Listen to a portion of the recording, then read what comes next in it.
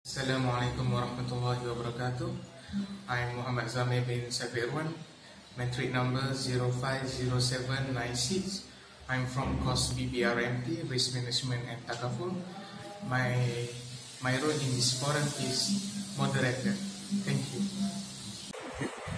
Assalamualaikum warahmatullahi wabarakatuh. My name is HIDAYAT metric number 049842. From PBI semester 1. My role in forum is KPDNKK Executive Director. Thank you. Assalamualaikum warahmatullahi wabarakatuh. My name is SALIHIN bin MAZLAN. Metric number 050800. I'm from PBI semester 1. And my role is businessman. Thank you. Assalamualaikum warahmatullahi wabarakatuh. My name is RAIHAN bin AZMAN. My metric number is 050704. I'm from PBI10102 course Risk Management and Takaful. Okay, my role is panel 3 as Executive Director JAKIM. Thank you. Assalamualaikum warahmatullahi wabarakatuh. My name is MOHAMAD. SERUAN. My metric number is 049556. I from PBI semester 1. I am a researcher. Thank you. Assalamualaikum warahmatullahi wabarakatuh, and good evening everyone. Thank you to all for coming to our forum today. It is a great to see all of you right now. So today we are going to have a great time with special guests discussing about fake halal logo issue. Before we take more about the topics, I would start with a simple introduction. So my name is Muhammad ZAMIR bin SERUAN as the moderator for the forum today. Here there are 4 special guests as our panel today. Panel 1, Mr. Hidayat as an Executive Director from KPDNKK. Our second panel, Mr. Anas, businessman, as a businessman. Our third panel, Mr. RAIHAN, Executive Director from JAKIM. And last panel is Mr. HAZIQ as a researcher. So, for the starting for this forum, let me ask you, Mr. Hidayat, our first panel, what is your comment about this issue? Thank you to our moderator, Encik ZAMIR. Okay, my comment about this issue is halal trade in industry Malaysia possesses huge potential. Developing and promoting the industry will significantly help the Malaysia farmers and food producers. It will also boost local employment opportunities. By adapting measures to make halal export more competitive, we can make Malaysia an active player in the region and the global market. As both Muslim and non-Muslim businessmen realize this huge market potential, me as KPDNKK Executive Director state that there are a lot of establishment, food and service companies that use halal logo even if they are not yet certified to be halal. Others use halal logo with the name of Office of Muslim Affairs. I included this as an example of fake halal logo because they thought that there is no longer Office of Muslim Affairs, and because in the first place they are not authorized to certify products and services as halal or not. Some of the benefit of having a halal logo include the confidence and assurance given to Muslim consumers that the product or service they are availing is indeed safe. Aside from that, the logo also expand product and niche market. It is also believed to be a competitive advantage over other companies. So, fake halal certificate cannot be used and should be destroyed to make sure that there will nothing get into the waste in future. That's all my comment about this issue. So now let's move to second panel. Mr. Anas, where do you get this fake halal logo? To the moderator for asking the question. let's say halal food products definitely come to our minds. Not tough to find halal food in this country. Malaysia prioritizes the production of halal food and beverage products to guarantee quality and ensure it is based on Islamic law. The need for halal certification is not merely focused on food and beverage products, but includes items such as cosmetic, clothing and equipment, and also food and slaughterhouses. All need halal certification from the Department of Islamic Development Malaysia (ZAKIM). Previously, I was a spa entrepreneur. I had been through the experience of halal certificate application for one of my health products, which lasted 2 years. I had to wait 2 years to get the halal certificate for the product, and I did not know what they were doing until I had to wait for that all. Because of the delay, I cannot market the health drink products all over the country and only market them through entrepreneurial exhibition organized by the government or the entrepreneur body. Thank you, Mr. Anas, for your comment about this fake halal logo. So, my next question to panel 3 is, you as a executive director of ZAKIM, what's your ways to confirm that company will follow instruction terms, condition that given by government? Thanks to moderator for asking this question. Assalamualaikum warahmatullahi wabarakatuh, and good morning to everyone. My name is RAIHAN bin AZMAN as Executive Director of ZAKIM. Our behalf and myself are very stressful about this issue. It is because our behalf already running the process to create a halal logo based on exact factual characteristic in Malaysia. Back to my question, our ways to confirm that company in Malaysia will follow the instruction, terms and condition given by government is, our behalf will provide a letter to each company to know about the guidelines on how to create halal logo in Malaysia. Besides that, we also will conduct halal inspection of the logo of the company, either fake logo or original one. Other than that, we will impose a fine against a company that does not get a halal logo from us. Okay, that's all from us regarding this question. Thank you, panel 3, Mr. RAIHAN, for your explanation about instruction term and condition that given by government. So, my next question is for panel 4. Can you tell us your experience since you be a researcher? Thank you to the moderator. Okay, Assalamualaikum warahmatullahi wabarakatuh, and good morning to the panels. My name is HAZIQ SERUAN. I am a researcher. My experience of being a researcher found that today's food sector is so fierce. In addition, I as a researcher are aware of some of the new challenges that firms will face in producing their products. The first is the growing demand for customer and taste. Consumers choose their appetite. Simple words touch with their throat. Secondly, customer demand for quality goods at competitive price. Customer want a taste and a cheap price. The price of goods has now risen sharply. So firms have been having problem producing quality product at low price. The third will be the customers wish for fast and safe food. Some food take so long for the production process. However, customers want to get it with a rather fast time. For example, this morning the order can be complete later. Thank you.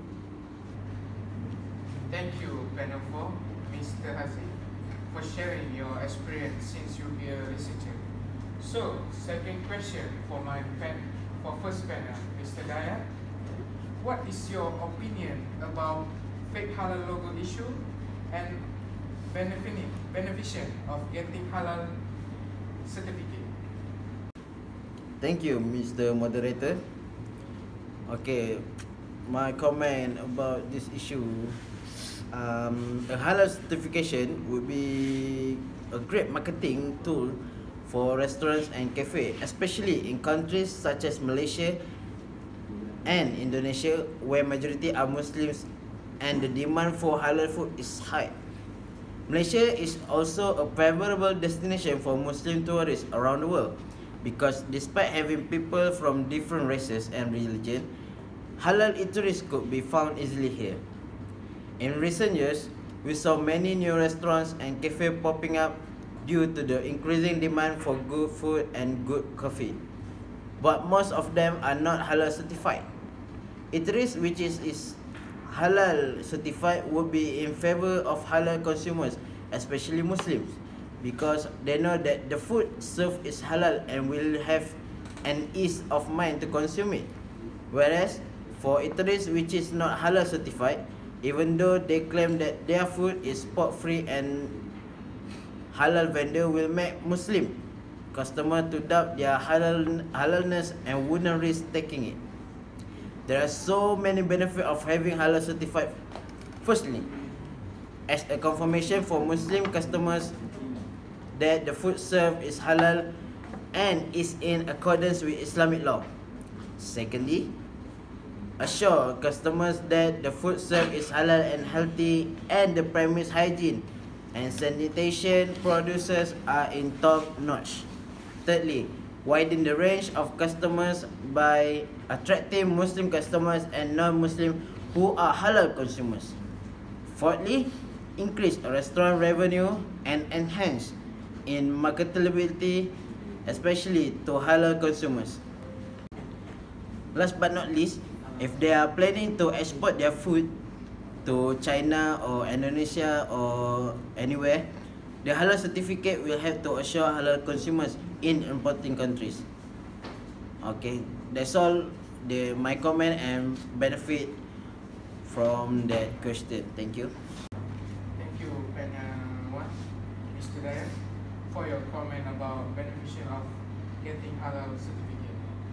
So, my second question to Mr. RAIHAN, how many times inspection that your department do? Thank you to moderator for asking the question. Okay, my answer is authorities such as police and DIPAM do their responsibility on inspection maybe once or two per month. But our behalf very much attention in doing inspections. So ours doing inspection once per week to company that we analysis first their record and complain from residents. As a Muslim, we know that halal logo is very important to us, while non-Muslim consider the halal logo to make the food clean to eat. So that our inspection is very important and trusted by consumer.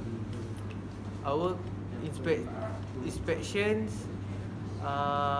we do follow the instruction given by the government, so that the step we do it right. Okay, thank you.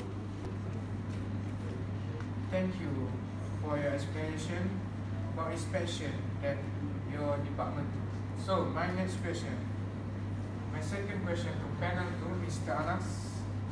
How do you think to take this easy way? Thank you, Mr. Moderator, for asking the question. I made the decision because I think the process for obtaining the halal certificate is very complicated. Additionally, for small companies like me, there are too many procedures to be followed to obtain halal certificates. Besides, many traders who complain have been forced to take long time to get halal certificates. This matter limits the business development of entrepreneurs.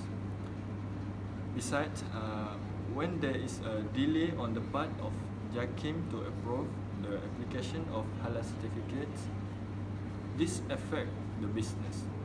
The site I see is too complicated and full of bureaucratic abuses that ultimately imposes us as an entrepreneur.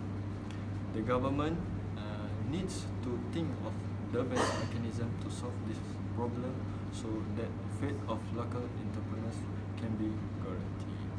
Thank you. Thank you, panel 2, Mr. Anas, for your comment about that. So, Miss Panel 4, Mr. Aziz, how it can be issued by customer while the businessman had followed the rule? Thank you to the moderator. I answer my question. Sorry, that my research businessman want to take the easy way to reach the produce their products. This businessman does not follow the procedure set by the Department of Islamic Development Malaysia JAKIM to obtain the halal logo. They produce their products which a fake halal logo sealed so the product can be marketed all over the place in Malaysia. Furthermore, customers are smart to check and research the content that business use to produce their products.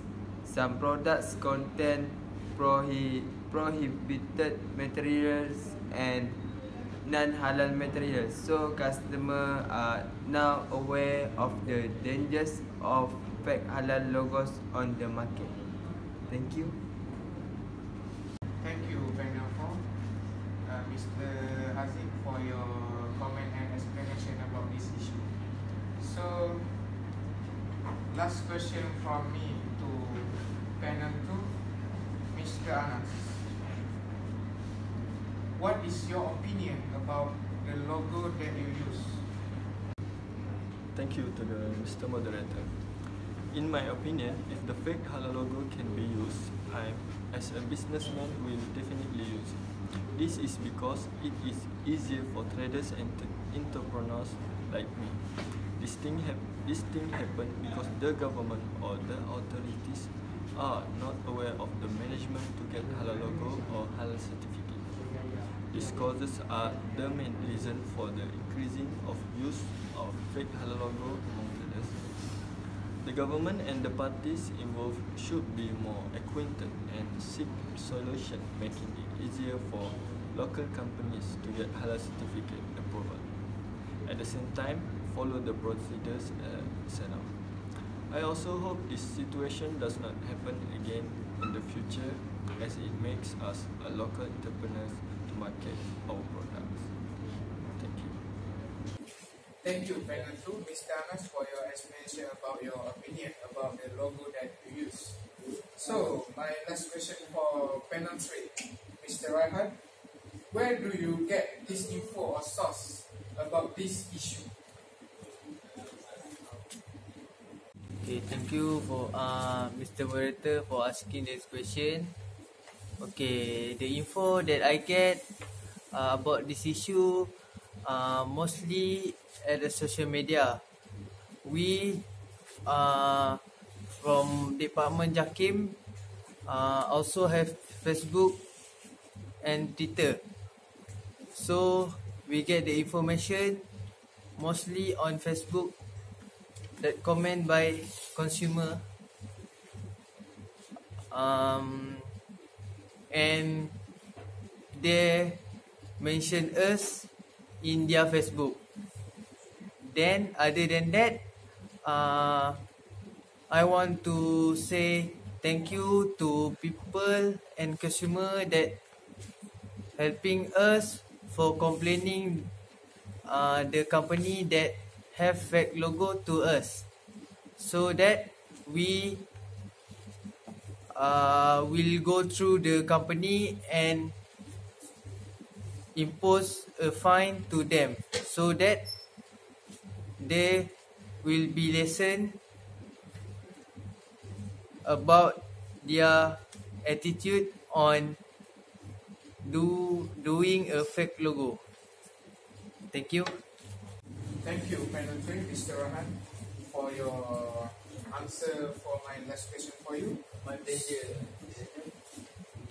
So, my last question to panel 4. What are the ways to overcome this situation so that it can be reduced? Thank you so much to the moderator for the question. I answered my best.